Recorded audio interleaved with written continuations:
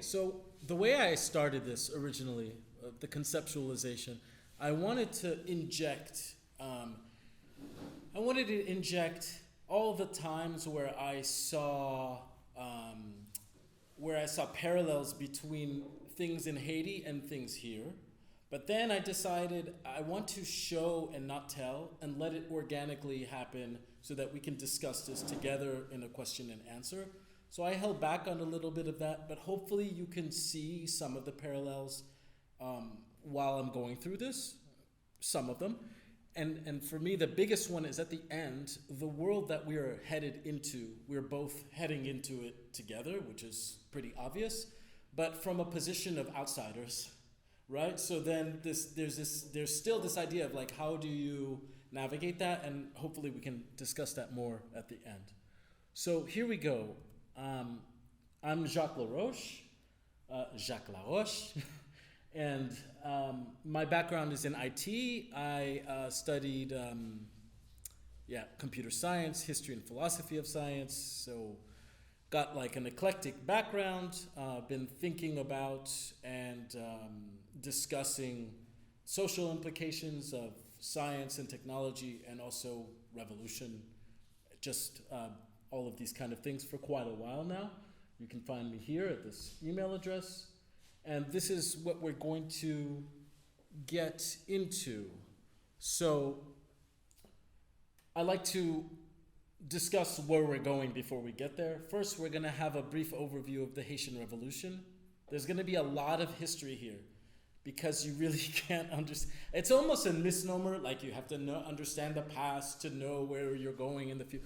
But here, I think it's really, there's so much that's going on, and without the historical contextualization, it really becomes, you can't untangle. So we'll start with a brief overview of the history of the revolution, and then what I like to call round two, our isolation and a lot of pain that was brought upon us, tools of global imperial power, is the way I see it. Then we'll talk about the recent Haitian history. We'll get more into the 20th century and moving into the 21st. Finally, we can move into the current moment. And I didn't want to put too much on top of that, but just at least show it so that we can see it in relation to the backdrop. And then we can discuss the future. I'm leaving that open for our discussion. So where do we start? We start with the Haitian Revolution. For me, I think it's not even just for me. I think it's objectively one of the most important revolutions in modern history, period. We always hear about the American Revolution of 1776, and we always hear about the French Revolution and this and that. And I think they do not get to the core problem of humanity and the biggest stain on all people, which is slavery. It's always these half measures of this and that, and maybe we'll do this and we'll free ourselves from tyranny, from taxing and blah, blah, blah, but we still have slaves. So that it doesn't make sense. And once you see the history here, I hope you will agree. So where are we talking about, right? Let's put ourselves here because it's far away from where we are. So we're talking about this landmass here, which is actually two countries now. Haiti on the left side, on the western half of the country, and Dominican Republic on the east, right nestled next to Puerto Rico and Cuba and Jamaica, and very close to the United States, which will continue to bite us in the ass, and you'll see why. Also very close to South America and Central America. So a strategic location. There's a lot of strategic things going on here.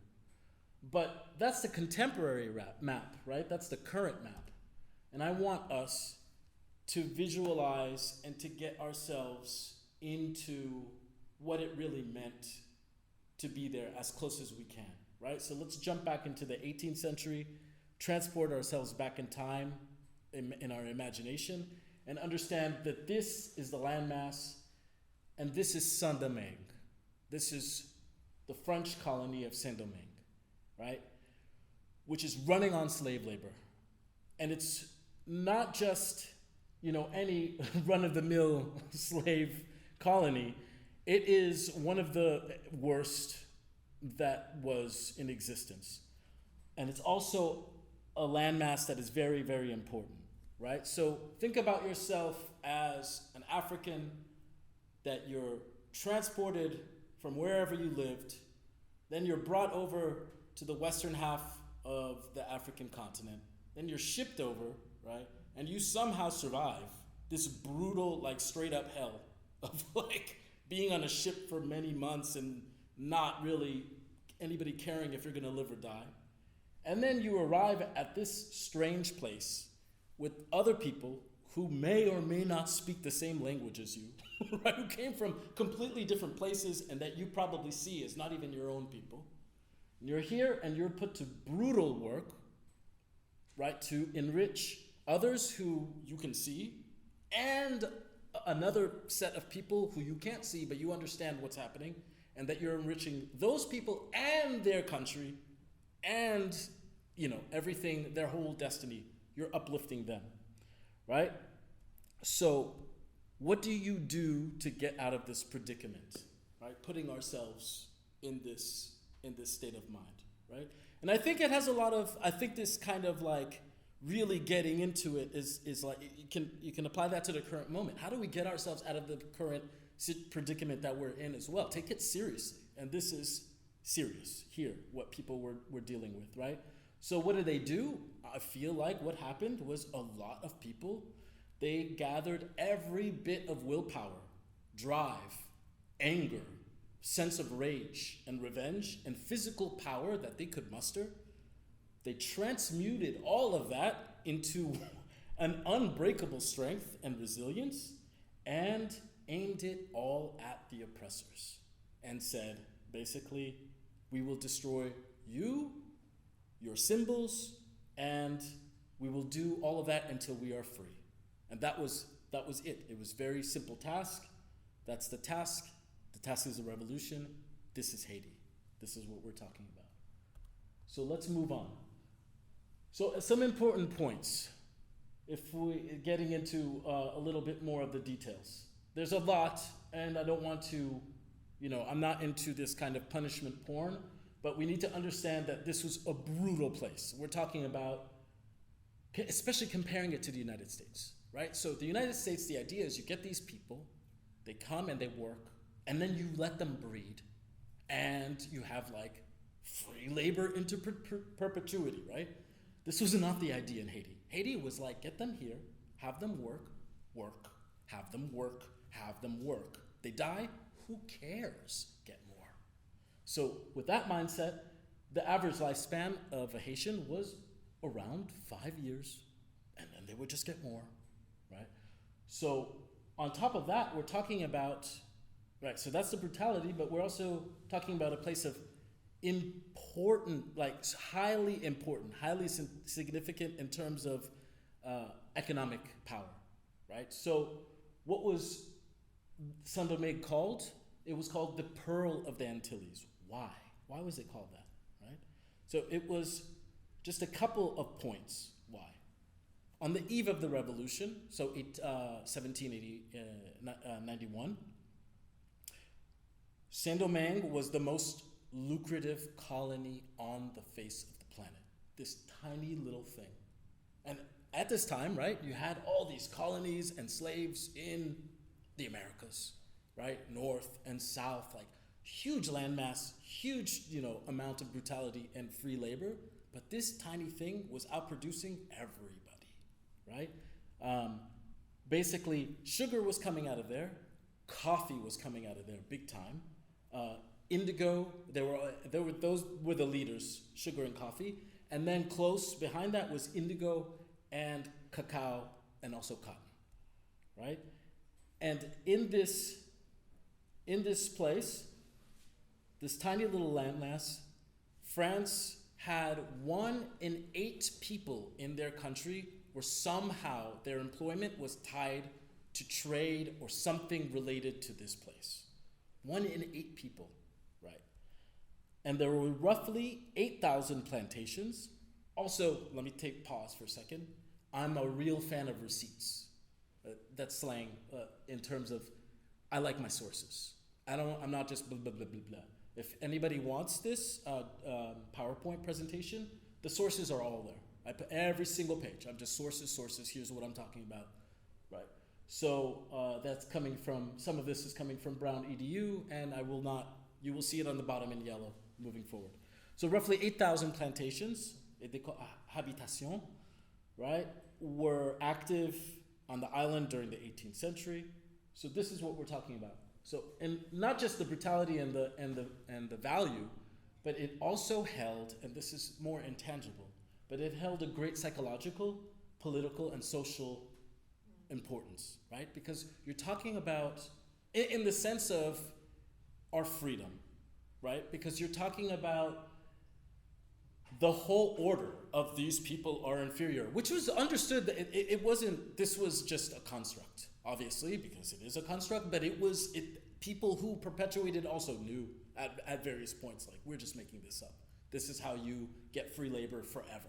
They're easily, you can see them, It was, slavery was not something that just came with us, but for us it was a little easier. It was like we were automatically branded. You could see us from far away, you could, all this kind of stuff. But when you show, no, we can beat Napoleon's armies, then it's like a mind fuck for these folks, right? And also, it's like, it's the worst nightmare realized. It's like, oh my gosh, imagine yourself, God forbid, as somebody who is owning slaves in Georgia, right? And then there's all these people around, and then you hear what happens on this little island, and all of a sudden it's terror, right? These people could rise up at any moment and do the same thing. So the entire slave system was threatened by this new reality, right? So there we go. Let's move on. Let's talk about some of the important figures. I don't want to bog us down too much, but there needs to be a sort of basic understanding. On the left, we have Tati Boukman, and we have Cécile Fatima. So they are basically the seed of the revolution, right? You have this meeting in a place called Bois Caïman, which means the alligator woods or something, and lots of different people from different origins, maybe not even speaking the same language, got together and plotted this revolution. They were allowed to, kind of like what happened in New Orleans, right? Is, oh, you guys can go to church and that's okay. It's like they allowed that. There's this a little, these gatherings, they were allowed. So these gatherings also turned into places where you could plot.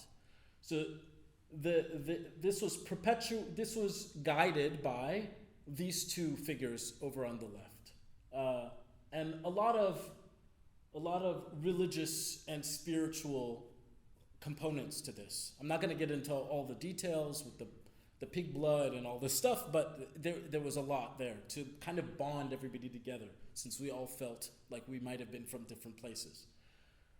And continuing on the revolution, making it from something that was just a rebellion into something that was a mass kind of like event that continued, these two. Then we have Toussaint Louverture. Sorry, it's been a long day.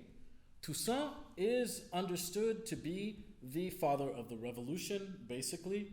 He's the one who turned the rebellion and basically transformed it into an unending revolt that had the revolutionary potential that it did. He was older also than most people around him, like especially with this like 5-year lifespan type of thing. He was, I think, into his 40s or something when this started. So kind of like the grandpa, right, in a sense. And he also crafted the 1801 Constitution, which didn't go into effect because we got our independence in 1804, but he crafted kind of the first draft in a sense, right? Now we have Jean-Jacques Dessalines. When Toussaint dies, he's really carrying the torch in a sense.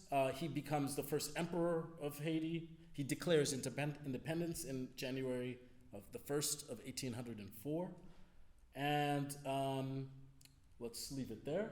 Then these last two, Henri Christophe and Alexandre Sabé Pétion. These two, Christophe again, don't want to get into so much of the details, but afterwards, the country did split into two.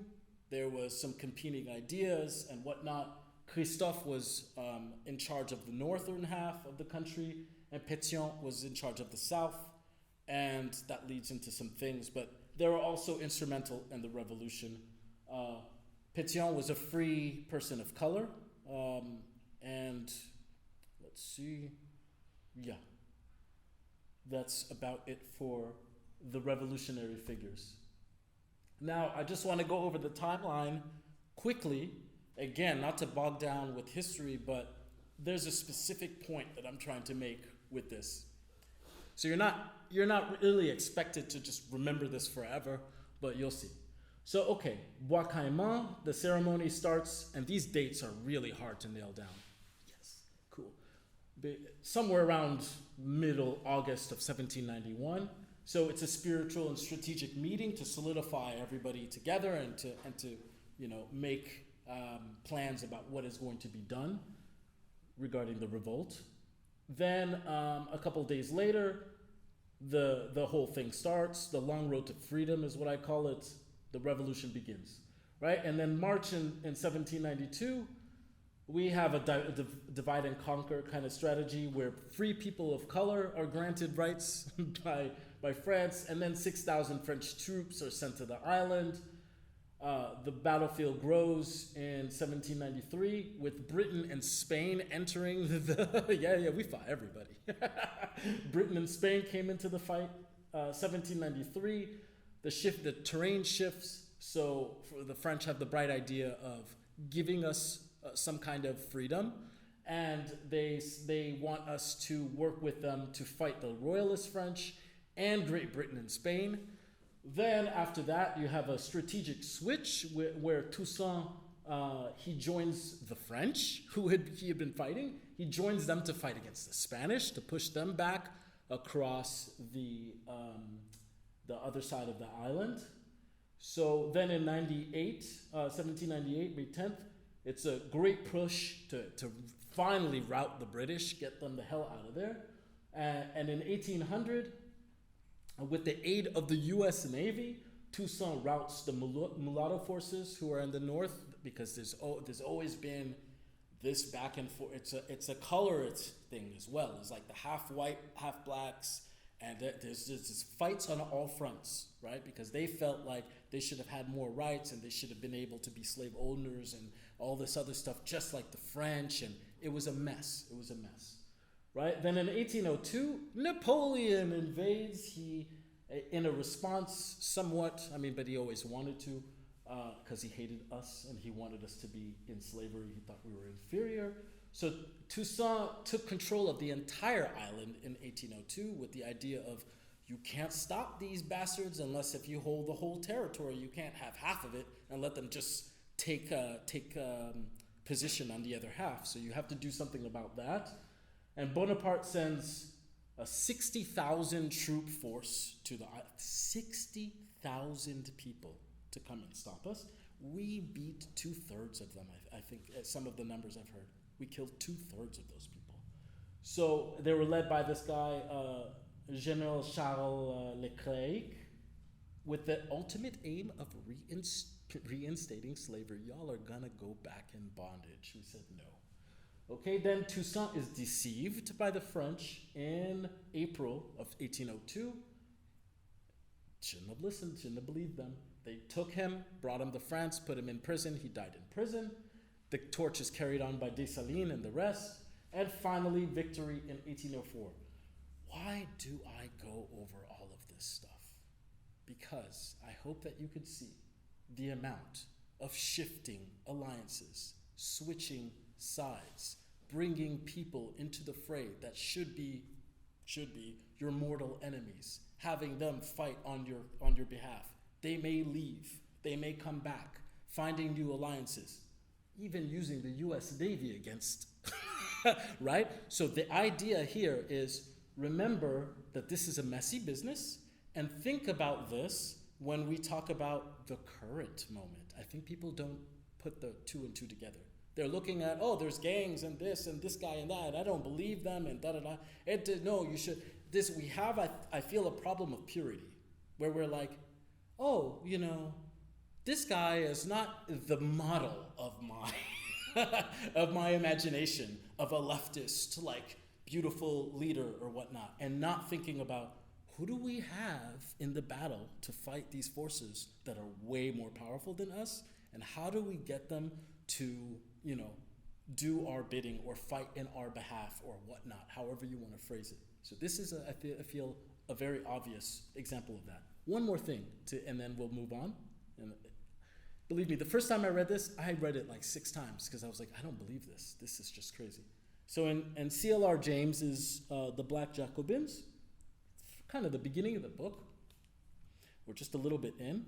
So this, you got to get some context again. It's 1791. It's 4 months into the fight, right? And things are stalled. Things are not quite moving.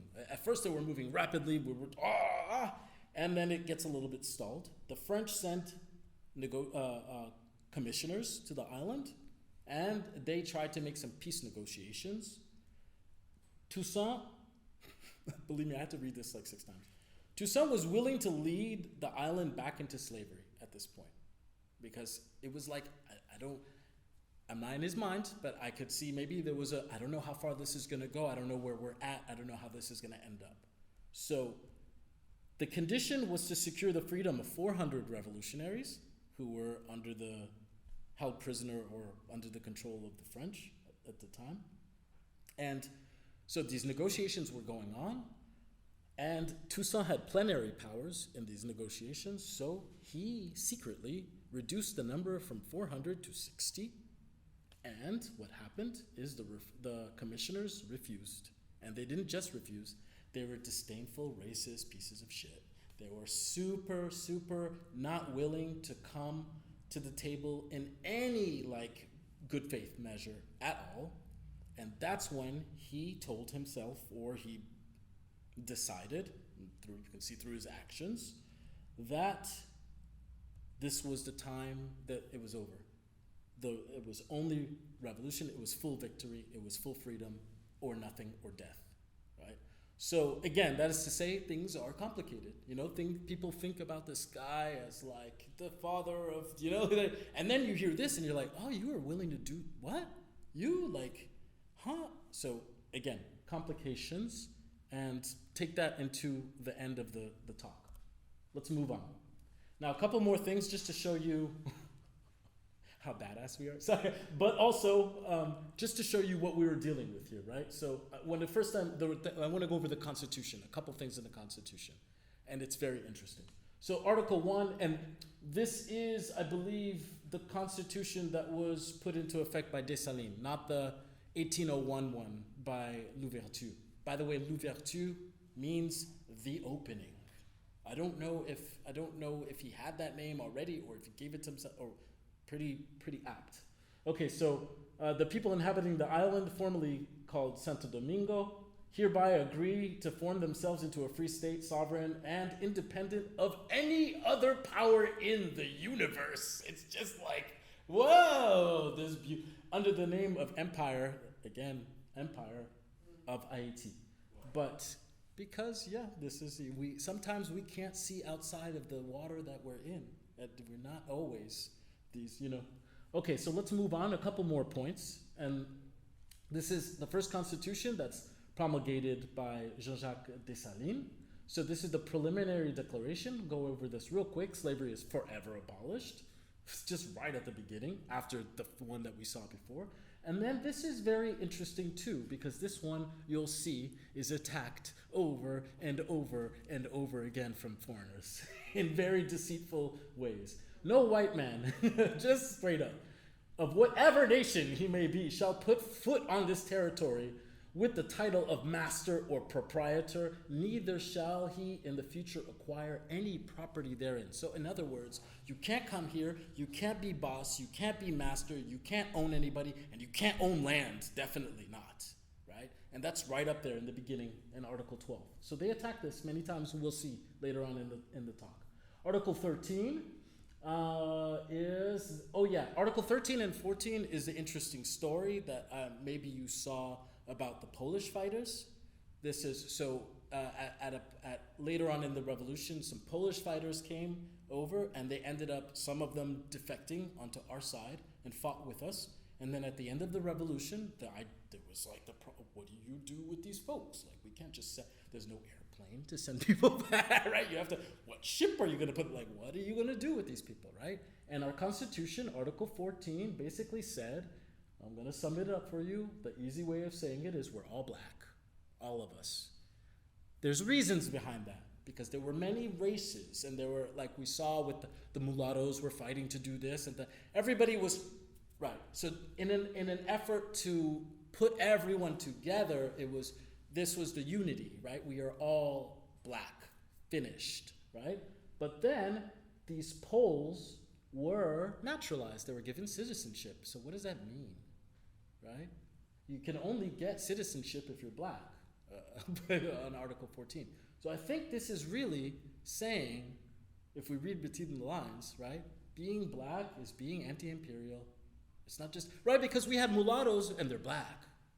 Right? Under the Constitution, we had this, that, they have all these names for different shades of folks, right? But instead we said they're all black. But then the Poles are black because so what does that means? That you fight slavery, right?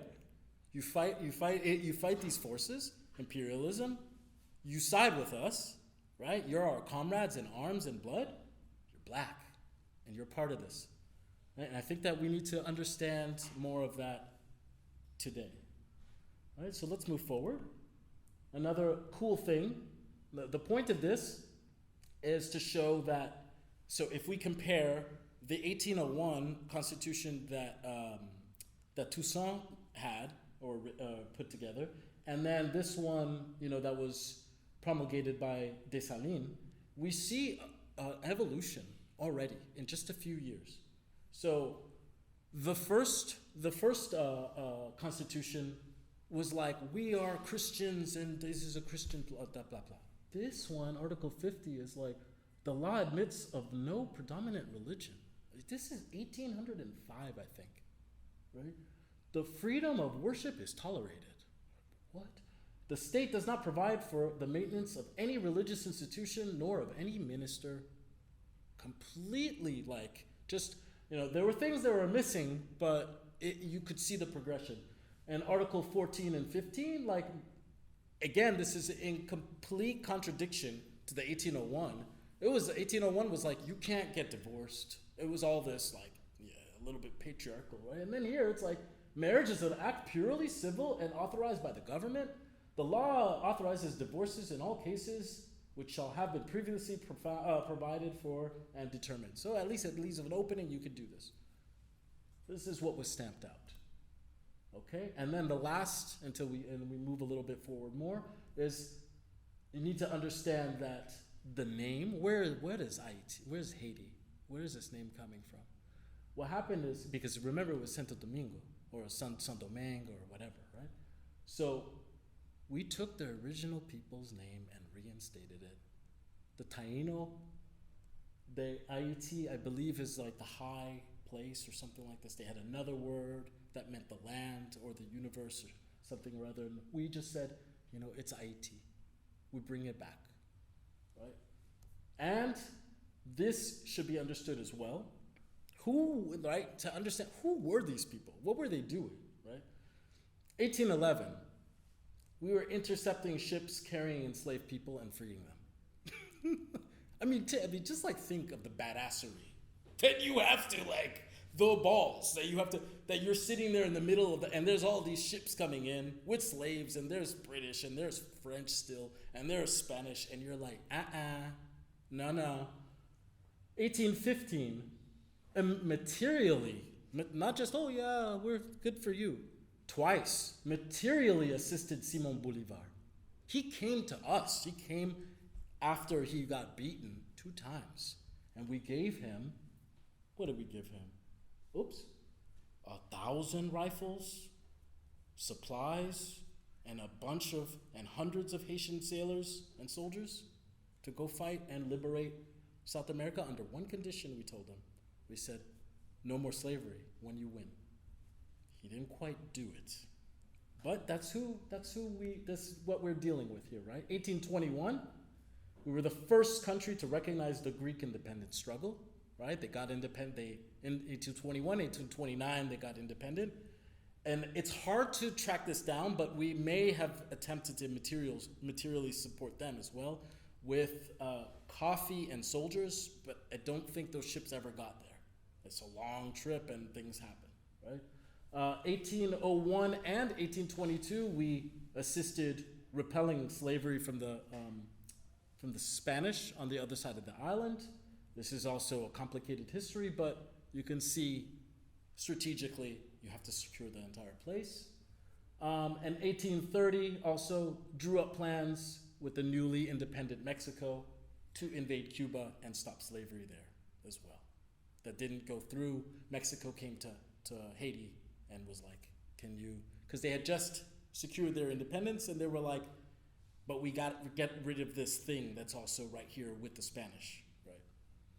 And without getting into it too much, 1816 Constitution was also saying basically anybody who is black or descendant of black and gets to this island has a 1 year kind of like period where they're not a citizen, and then after that they can become a citizen, and obviously there's no slavery. So it's indirectly saying we are the beacon of hope here.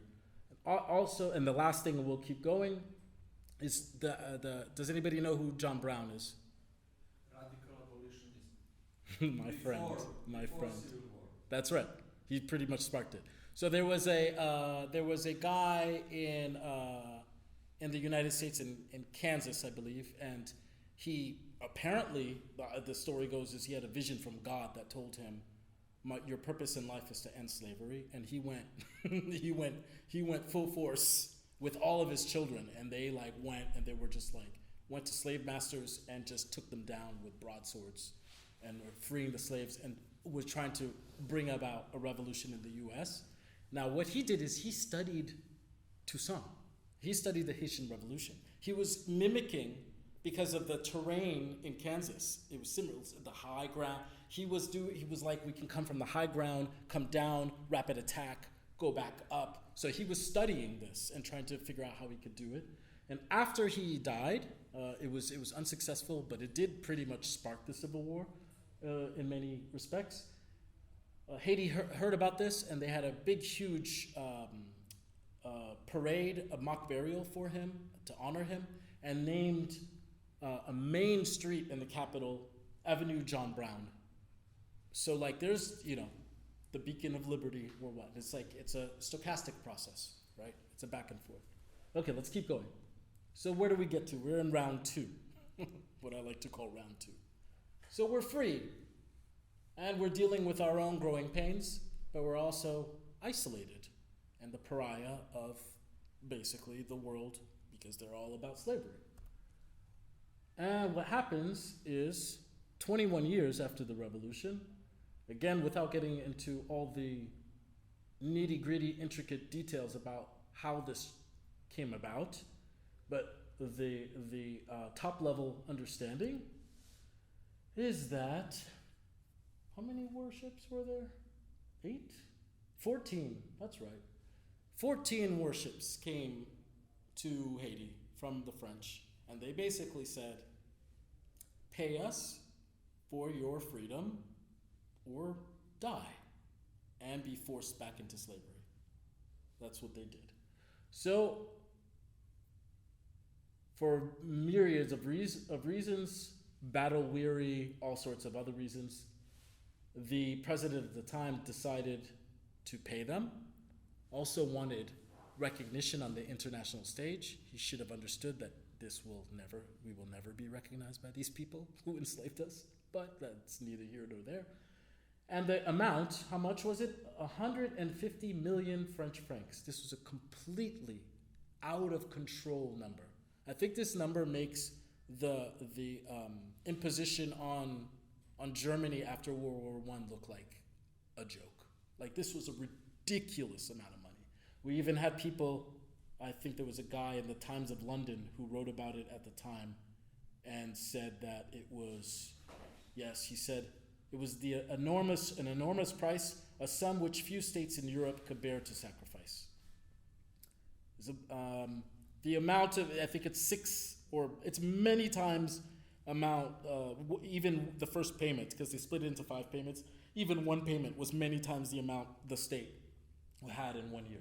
So what they have to do, they had to take out loans, tons of loans, and the payment was, how long were we paying? 122 years. This completely destroyed us and the revolution. Completely. Right? From 1825 to 1947, with like multiple loans. And if you understand the way, this is what I learned in the US, that this stuff is always a Ponzi scheme anyway. So like the loans and then the interest, and then by the time you pay everything, you've paid the whole principal like multiple times over and all of it. So that's the same thing here, right? And the New York Times has 2 kind of assessments. One of them is that it was, we paid back 112 million francs, which is the equivalent of $560 million, but not really, because it doesn't take into account like a lot of things. And their second assessment is somewhere actually taking into account real things and what we could have done with it, how far. They say it's between 21 and 115 billion dollars today. That's how much we paid them. Now, Jean-Bertrand Aristide, which we'll talk about later, who was deposed 2 times, he says it was 21 billion, and we'll get into him in a moment. Let's keep going. So this is the grand extortion. This is what I call it. Round 2. The sequel is oftentimes worse than the first movie. So here we go. Let's get into the recent history so we can keep on moving. Right?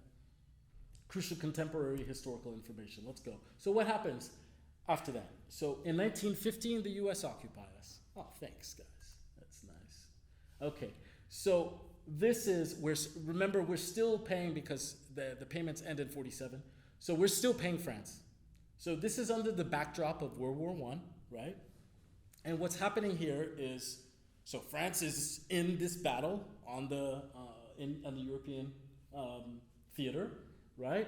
And Germany has been kind of moving into the Caribbean in this time period, right? And the U.S. is looking at this as a problem, right? And also an opportunity, as they always do, right? So a lot of business folks, not to get into the big details, but anyways, the point is, in December of 1914, the U.S. sends Marines to Haiti, and they go to the, I mean, this is like, it's almost a joke. So they go to the National Bank, and they just steal $500,000 of U.S. of that time, of 1914 time. That much, they just take all the gold, basically. They put it into their ship. They go back to New York with it, and they put it in the coffers of New York National City Bank, which becomes Citigroup today. This is why I will never bank with those bastards, right? So then, and this is just the first taste of what they can take from us, because then the next year they start a 19-year occupation, right? And they push out, what are the major reasons for this? They want to push out the German influence, right? And they also want to directly profit, right? Because France is the one profiting off of our backs. But France is embroiled in a war. So now it's time for it's right in their backyard. Why not get a taste and take as much as you can? So that's what they do. And the key points here is that, and remember this for later on when we get into the, right? So they install a president, just straight up. They install a president. They change our constitution. Remember that whole thing of white man will set in and you can't buy land? I don't think they like that. They take over basically all of our institutions, and you'll see how much of a repeat this is from 20 years ago. Right?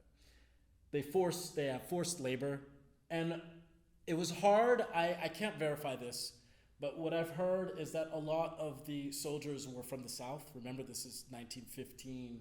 This is like Jim Crow era, right? The fight back against the South's recalcitrance and daring to have like black representatives after the Civil War. So it's these folks coming over and seeing black people in charge and having their own country and speaking French or Creole, and they're not having it. Lots of brutality. And we have a strong resistance movement in the Cacos, but that's a whole nother thing. But these are the key points to really understand. So with that, we can understand Danton Belgrade, his quote. He was a Haitian historian, a diplomat, and also a representative to the League of Nations. We were one of the original 44 to bring about the League of Nations. So he said the problem for Haiti is that God is too far and the United States is too close. So let's keep going. So a little bit more into, we're getting closer and closer to the current situation. So this is post-extortion. So after 47, we finish paying, right? And this is 10 years after that, we get this nice piece of work. François Duvalier, they called him Papa Doc because he was a doctor. And then after him, if it wasn't enough, the sequel here is again worse than the original. Jean-Claude, Baby Doc Duvalier. So in total, we're talking from 1957 to 1986 of just pure dictatorship. Forming a secret police called the Totomakut, because there was an attempted coup against Duvalier, Papa Doc, that was failed. And after that, this guy was a paranoid dude. So he didn't trust even the military to a certain extent, and he just made a police force. What did he call them? Just BS names. Volontaire Nationale Sécurité, whatever. But they ended up being called the Tontomakut, which in Creole means basically the boogeyman. It literally means Uncle Sack Man, kind of. So the person who grabs you in a sack and just you disappear. So that's what we had to deal with. So then once that is finally finished, and then we have our first democratic elections by a landslide. I think it was what's the percentage? A huge percentage. I think it was 90%. Anyways, I'll have the numbers in the next one. We get Aristide, Jean-Bertrand Aristide, who spoke to the people in our own language, not French. He preferred speaking in Creole. And let's get into his situation, which brings us really close to the present moment. You'll see how this all makes sense. So he comes in 1991 after winning in 1990, and it's not even the end of 1990. Coup! So why though? Why was he couped? The first time, implemented social programs, he taxed the wealthy, he had a lot of ideas about how to bring us, he wasn't, and just the simple fact, he was not the US favorite. They had another guy. They really don't like that. I don't know if you've heard the Victoria Nuland secret tapes of, this was our guy is this one and blah, blah, blah, and F the EU and all that. They really hate when their person doesn't win. So this is what happened, right? So the problem with that, without getting so much into crazy details, is that we basically ignited what was called the Haitian atomic bomb. We had a lot of refugees going into Miami, into Florida, because it was the dictatorship that came, the military rule that came after, which CIA backed and all that, was just everything you can imagine, right? Death squads, kill all of Aristide's supporters, hunker it down, bring in those neoliberal policies, all that nonsense. So people were fleeing, right? And they're fleeing into the... So there's 3 years of this unprecedented fleeing and just bringing the mess home for the US.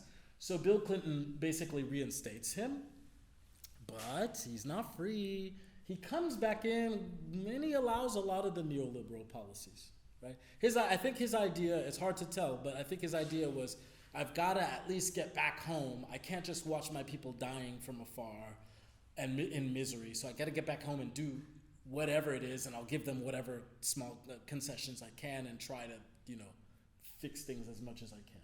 So that's the story. The issue also, yeah, that's right. What you need to understand, what's important to understand is that under the Haitian rules, for the presidency, he was supposed to be in office until 96, right? So the thing is, he was missing between 91 and 94. So like common sense would tell you like, well, he should, he should get his whole term. No, he doesn't get his whole term. He just gets the rest of it. He's allowed to come back. So another affront, right? Then he wins again in a landslide in 2001. I think that's the time that he has more than 90% of the vote. The first time was 67% of the vote. So he comes in, and again, they're like, oh, this guy again. I think from the beginning, it's not our guy. It doesn't matter that he kowtowed to them. It doesn't matter that he implemented the neoliberal policies that he wanted, that he sold out the ports and the telecommunications industry and this and that. It doesn't matter. It was not their guy. He's a populist. It's no. So they get rid of him again. They arm and train militias, send them in. They basically surround the entire place. But what's very interesting here for our intents and purposes is it's not just the US. They do it a different way, right? They go through and they get all of the imperialists who have grievances. What you need to also understand is in his second term, he was pursuing reparations. Remember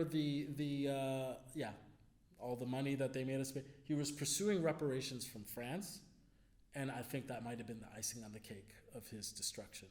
So they came in, they got rid of him, and the way they did it is they met in Ottawa. You can look up, I think it's the Ottawa, I forget what it's called, the Ottawa Accord on Haiti or something. Nonsense. But they met in a lot of the US, Canada, Spain, a bunch of different countries, which we'll see showing their faces a little bit later.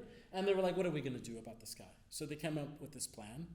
And, so basically the way it goes down is the CIA trained death squads come in, and I think what they did was, in their eyes, even nice to him, because they were like, look, we got the guard dogs all outside the house, right?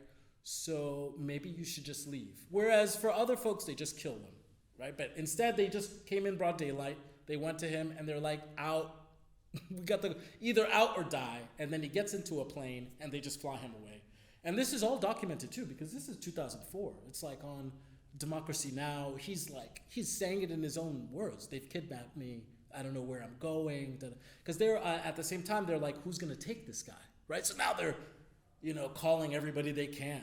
Who can take this dude? Nobody wants to take all this nonsense, right? They finally send him. I think he ends up in South Africa. So, but the point is, this multilateral group is like behind closed doors in Ottawa, plotted this whole thing, right? And what happens after that is, we can surmise here, but I would imagine from their standpoint, they're like, every time we let these bastards vote, they vote for the wrong person. So no more voting for them. That's basically what they did. They instated this thing called the core group. Now, this is the biggest affront to everything. So they basically, they fill the vacuum of Aristide being gone. I'm leaving out some stuff. They had problems even when they first couped him. They had issues with the people who took control after. Even they were recalcitrant. They had some do you understand how Saddam was, right? Same thing. He was a U.S. stooge, but he also had somewhat of a backbone, right? And he kind of wanted to do his own thing. So they don't like that. So even the guy who came after Aristide the first time had all these tendencies, and they had big issues. They got very embarrassed. So after all this, they're like, just no more. We will divide it up. Who will control the country? It'll be a UN special representative to the Secretary General. It'll be the Organization of American States. It'll be the EU, right, through representatives. Then the US ambassador, right? Canadian ambassador, French, Brazil, Spain, and Germany. You control the country. Finished. So since 2004, we do not have a country at all. At all. At all. When they say this is the prime minister, Ariel Henry or whatever, they just pick this guy, send a fucking tweet out, and they're like, that's your president. This is what it looks like. The core group composed of the special representative of the secretary, blah, blah, blah, blah. We say this, and that's how they govern from their stronghold, from the UN giant compound. I think the American embassy in Haiti is the 4th largest U.S. embassy in the world, right? Then we have like these gigantic UN like compounds. It's just occupation. It's straight up occupation with this like draped thing on the front of like, human rights and all this stuff, right? So, that's what we get, and then we get this copy paste nonsense. U.S. embassy in Haiti. The core group, composed of the deputy special representative of the Secretary General, says this, and all the others: Spain, Organization of American States, Brazil, Canada, France. I don't know why Brazil is up in there. United States, blah blah blah. We say this. This is what it is. Shut up, people, right? And we're constant. So when you see, if you even, I don't know if you've, over the years of the Haitians are having demonstrations against this, demonstrations against that, rise in the fuel cost, or because of this, or because there's no representation at all. They just drop a guy, whether it's Jovenel Moïse or Ariel Henry or this guy or that guy, they're just appointed puppets. Finished. And then if that wasn't enough, because there's no government at this point, then the 2010 earthquake hits, and this is the final nail in any semblance of anything. It was already gone. It was just like a dead person, and then this was just like, finish it, done. So we have no government. So all of this brings us to the current moment of all this, there's gang violence and all this other stuff. Okay, let's look into that. First of all, the things that they're talking about, they make it seem like, it's a complete failed blah, blah, blah. This issue, the problems that we're seeing are not they're not spread out through the entire country. So let's zoom out from where we are, right? And let's go over and let's see like what is going on. Where is this happening, right?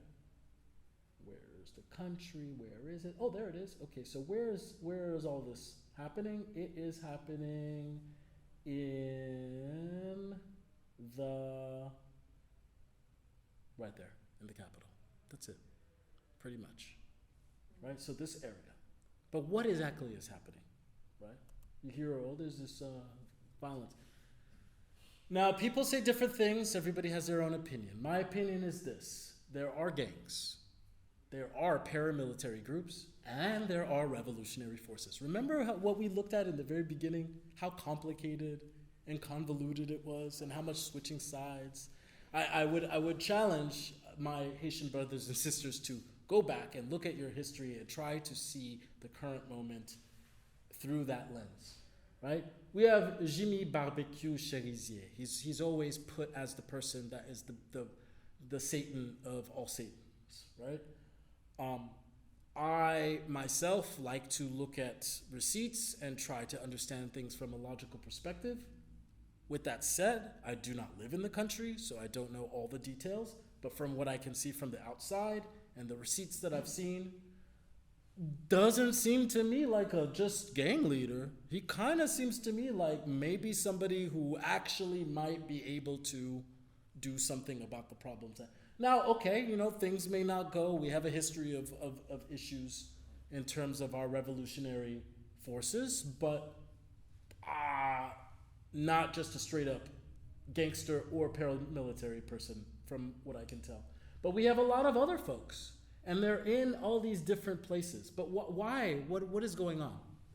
So what you need to understand is that the way things happen, right? When you hear Aristide's forces or supporters have been murdered by, who's doing this murdering? Who's doing this right stuff? Well, the guns come from the U.S. or somewhere else, right? We don't manufacture weapons and ammo in Haiti. I don't think we do that, right?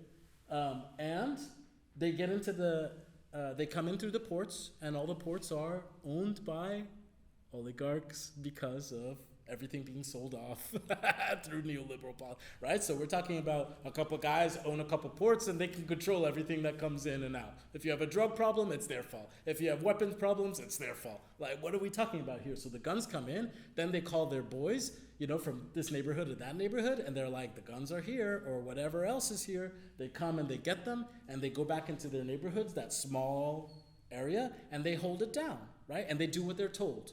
Go fight these guys over here, go do this, go kill those supporters over here. I'm having a problem in this factory, they want more money. Go and, kill 3 or 4 of them, or whatever you want, do whatever, all this kind of stuff.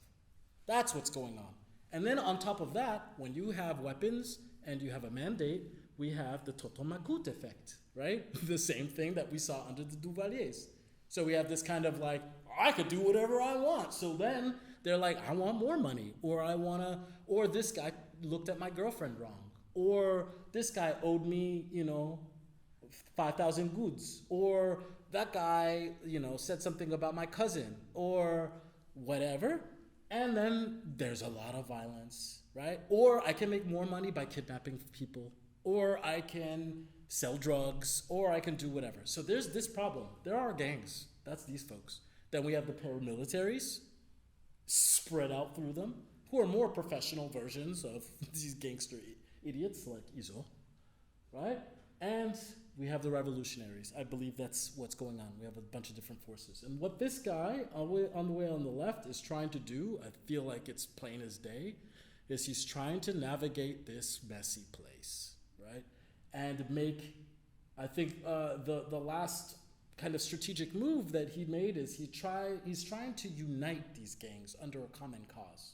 Now that's going to be difficult, right? If you have folks that are used to just like running amok and doing whatever and have this mandate to be like completely wild, and then you're like, no, we got to work together. It's going to be hard to push sense into these folks. And even if you do, some people still might have grudges, right? Oh, now this guy is part of your thing and he killed my sister or whatever. I can't. So it's very complicated, but that's what's going on. And what's the response? So I see the response, again, to this complete breakdown in governance from 2004 and 2010 as what we just saw, right? This group, and some of them are actually trying to self-organize. And then we have the even more grassroots self-organization, which is, it's sad. We have this thing called but it's sad and it's awesome at the same time. It's really complicated. Bois Calais.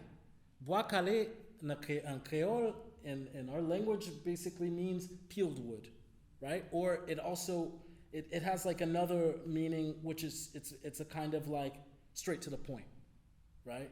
So this Bois Calais movement, which started about a year ago, is basically regular citizens saying, if bandits and gangs and people who do all these completely crazy things are run amok in our neighborhood and we catch them, we're gonna kill them. Finished. So it's this sort of like, you've got to actually fight fire with fire type of thing.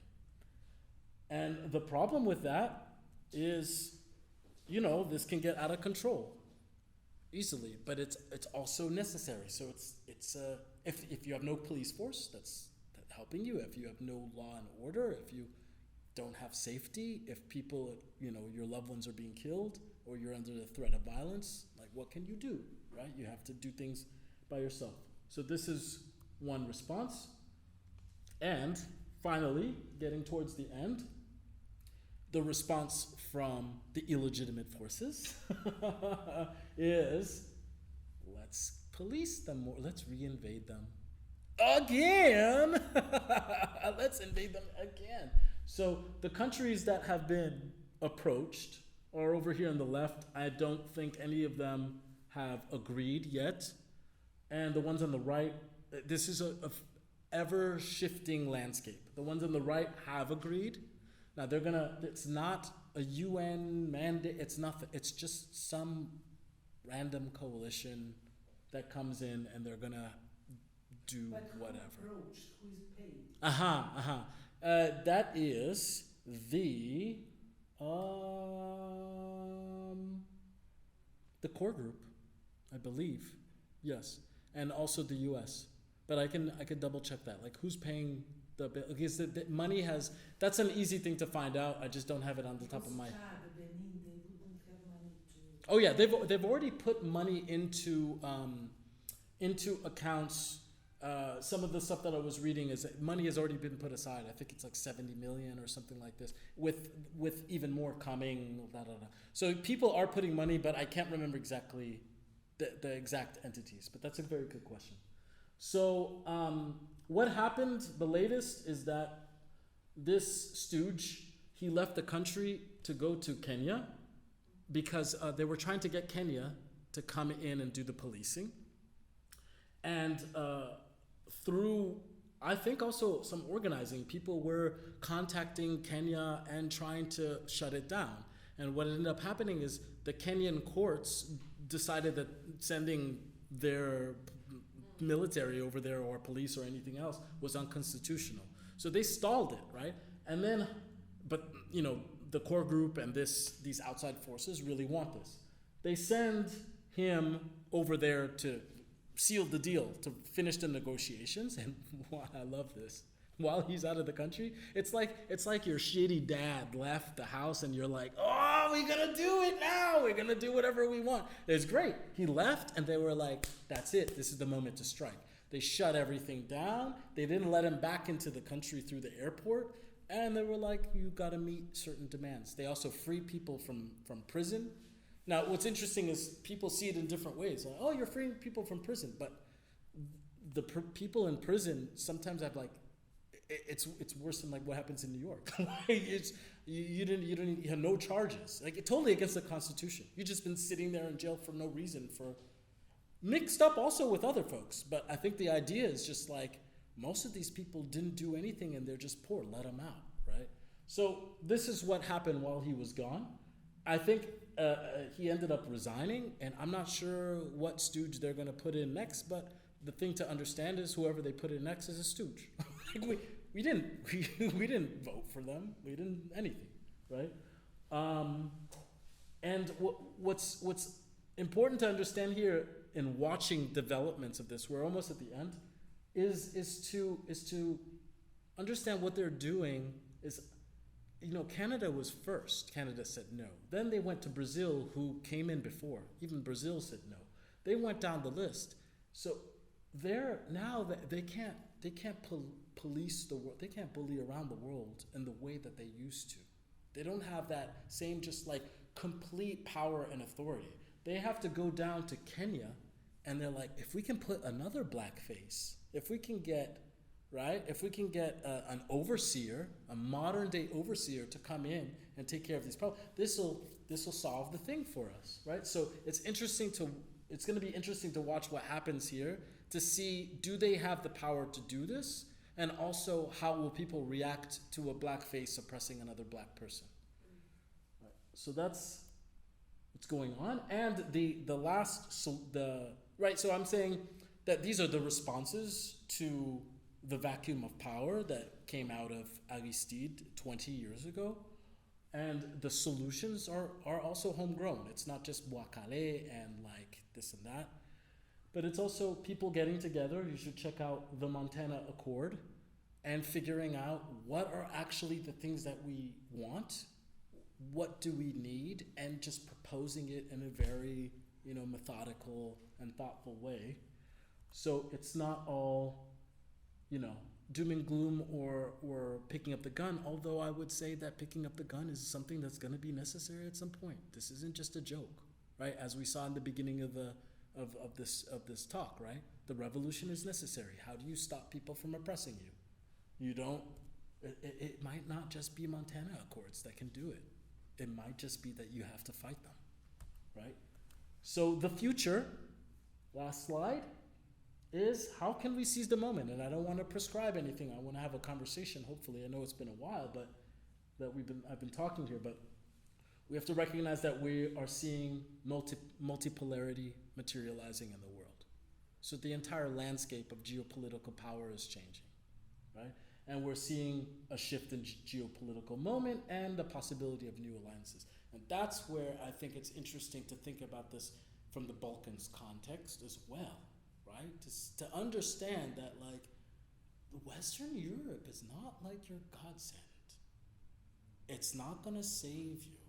And just like, I think it was Boyer, who was the president, who said, okay, we will pay this money to you, France, because we want recognition on the world stage. They ain't going to give you recognition.